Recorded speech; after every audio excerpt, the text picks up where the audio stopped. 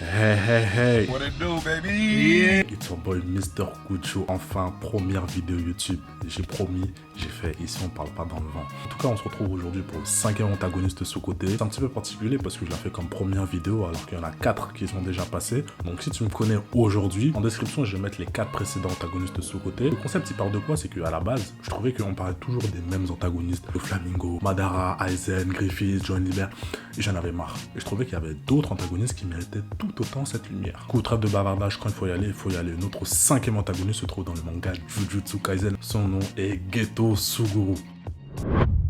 Avant de commencer, je vais dresser un petit peu son portrait. Je sais, t'as l'habitude, c'est redondant, mais t'inquiète, on fait ça en 2 spies. Après, on passe au sujet principal. Geto, qui c'est? Le meilleur ami de Gojo Satoru, l'homme le plus fort. Tous les deux, ils constituaient le duo le plus fort du lycée. Son pouvoir, c'est manipuler les fléaux. En fait, il a la possibilité d'absorber les fléaux de rang inférieur au sien. Et ensuite, il leur injecte de l'énergie occulte pour pouvoir se battre. Il maîtrise aussi très bien les arts martiaux. En fait, il est complet, quoi. C'est un mec assez droit qui est attaché à ses valeurs d'exorciste, même s'il a une faible estime pour les non-exorcistes. Et carrément, à un moment, il a dit une phrase. Franchement, elle m'a grave percuté. Il a dit: la société doit assurer la survie de ses membres les plus faibles.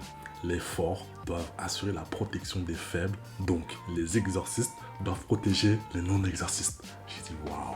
Mais sauf que Gojo Satoru n'était pas d'accord avec ça. Ça va être tout le développement de notre antagoniste sous-côté. En 2006, le duo le plus fort du lycée est missionné. Missionné pourquoi? Pour assurer la protection du prochain corps stellaire de Tengen. Tengen, si vous ne voyez pas qui c'est le mec là avec la tête de pouce. Cette mission résulte du fait que 2 entités ont l'ambition d'attenter à la vie de Riko Amanai, c'est-à-dire le prochain corps stellaire de Tengen. Le premier groupe, c'est un groupe d'exorcistes en fait qui souhaitent réformer le monde de Jujutsu. Et l'autre groupe est le culte stellaire qui vénère la vraie forme de Tengen, soit en gros ils veulent pas que Tengen assimile le nouveau corps. Du coup, on va beaucoup plus se focaliser sur le culte stellaire qui est vraiment la source, la cause principale du fait que Geto est devenu ce qu'il est devenu aujourd'hui. Qu'est-ce qu'ils ont fait? Ils ont mis une prime sur la tête de Riko Amanai. Du coup, il y avait des exorcistes noirs qui attentaient à sa vie parce que du coup, il y a une récompense à la clé. Et ce qu'ils ont fait en amont, c'est qu'ils ont embauché Zenin Toji ou Fushiguro Toji pour ceux qui veulent. À un moment donné, pour semer les assaillants, et parce que la nounou, enfin je sais pas comment on peut la définir, de Riko Amanai, elle avait été enlevée et ils ont été à Okinawa. À Okinawa, ils ont passé de beaux jours, ils ont passé 3 jours, ils étaient à la plage et que voilà, on est sous les cocotiers, on s'amuse. En fait, ce qu'ils ont fait, c'est qu'ils ont créé des liens. Ils ont noué des liens déjà entre eux, c'est-à-dire Gojo et Geto, et avec le corps stellaire. Sauf qu'après, qu'est-ce qu'il faut? Il faut revenir à Tokyo parce que il faut donner le corps stellaire à Tengen. La raison de leur retour est due au fait que la prime avait expiré, donc du coup ils pouvaient tranquillement revenir à Tokyo puisqu'il n'y avait plus d'assaillants. Sauf que de retour au lycée, qu'est-ce qui se passe? Zenin Toji, bam, il est là, il transperce Gojo. Gojo il dit quoi? Eh, vous inquiétez pas, allez vers chez Tengen parce que dans ce cas-là, vous là-bas vous serez tranquille. Bon, ils vont et tout, mais en fait le truc c'est quoi? C'est que Gojo et Geto, qu'est-ce qu'ils avaient prévu? C'est qu'il n'y aurait pas d'assimilation. Ils avaient dit que c'était contre leurs valeurs, contre leurs principes et que si elles voulaient vivre, il la laisserait vivre. Du coup, au moment où Geto est sur le point de la laisser s'en aller, Toji tire sur elle.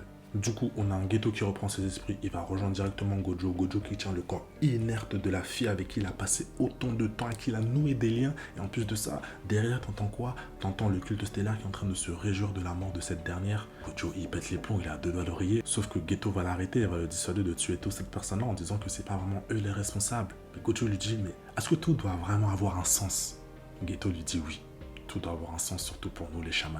Et c'est là où tu te rends compte qu'il est fidèle à ses valeurs. Mais jusqu'à quand il le sera?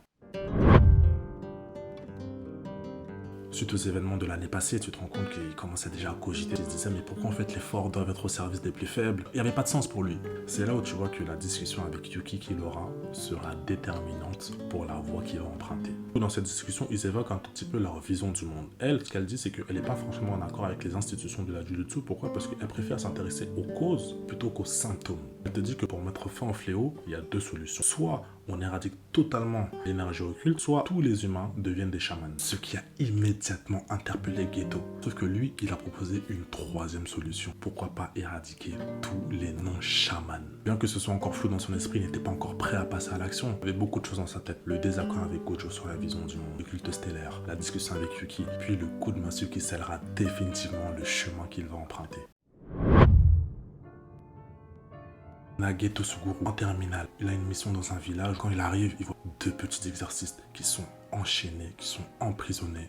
Il vrille totalement. Il a plus encore pris conscience de la laideur des non-chamans, ceux qu'il était censé protéger au péril de sa vie. Il a dit: Ça va pas se passer comme ça. Écoutez bien ce qu'il a fait. Il a massacré tout le village, 112 personnes. Est-ce que tu te rends compte? Et en plus de ça, il a tué ses parents qui ne faisaient pas partie de son idéal. De lui rendre compte, ta mère, ton père. Waouh.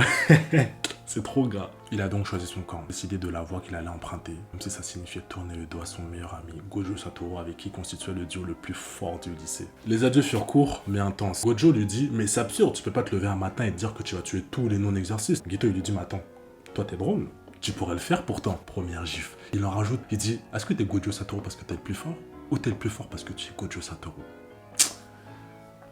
Même moi, je me suis relevé, j'ai dit, waouh, quelle question, quelle remise en question, alors que je suis même pas concerné. Est-ce que tu te rends compte de la dinguerie? La remise en question de malade mental. Gojo ne comprenait rien du tout. Il n'a pas pu éliminer son meilleur ami qui, par la suite, a créé un temple. En fait, il est pas bête. Il a pris les adeptes du culte. Il en est devenu le chef. 11 ans plus tard, on a un Geto Suguru qui est terré dans son temple. Tout ce qu'il fait, c'est qu'il débarrasse les humains des fléaux qui sont accrochés aux humains, il les absorbe. Du coup, ça fait plus de fléaux pour lui et c'est un moyen très facile. Sauf que monsieur ne supporte plus le contact des humains. La devise, c'est quoi? Soit t'es un humain, tu lui rapportes de l'argent, soit t'es un humain, tu lui rapportes des fléaux. Si c'est pas ça, tu peux crever. Tellement il ne supporte plus nous les humains, il nous appelle les singes, il met du déodorant quand on passe à côté de lui. Donc les filles là, même si vous le trouvez beau gosse et tout, mais c'est pas avec lui que vous ferez des selfies. Hein. Laissez tomber. Intelligent comme il est, Geto a su voir l'opportunité que représentait Yuta Okotsu pour réaliser son rêve. J'ai dit Yuta Okotsu, mais c'est pas forcément vrai, c'est plutôt son esprit vengeur Rika qui représentera un atout majeur dans la quête de Geto Suguru. Geto, il vient au lycée Jujutsu avec son petit groupe d'exorcistes, d'ailleurs, la fille qu'il avait sauvée 11 ans auparavant. Du coup, il dit quoi? Il dit, hey, rendez-vous 24 décembre.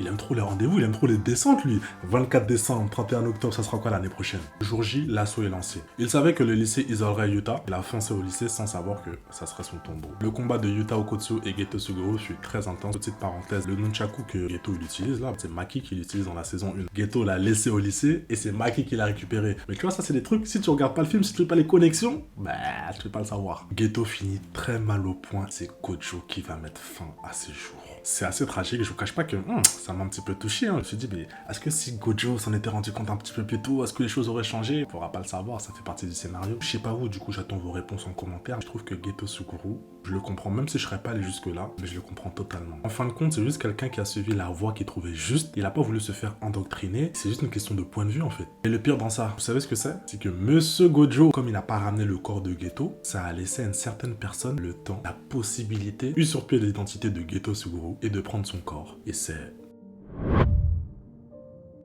Voilà, ma première vidéo YouTube c'est terminé. J'espère que vous serez pas trop dur avec moi. J'ai eu des problèmes de son, d'affichage. Un coup le soleil il vient, un coup il repart. Au niveau du positionnement, j'ai eu des problèmes aussi au niveau du stockage. Pourquoi je vous dis ça? Parce que j'estime que pour créer de bons liens avec les gens, il faut être le plus transparent possible. En tout cas, abonnez-vous. Là maintenant je peux le dire à foison. Abonnez-vous et restez branchés parce que ensemble, on va faire des choses de dingue. Let's go, let's go, let's go!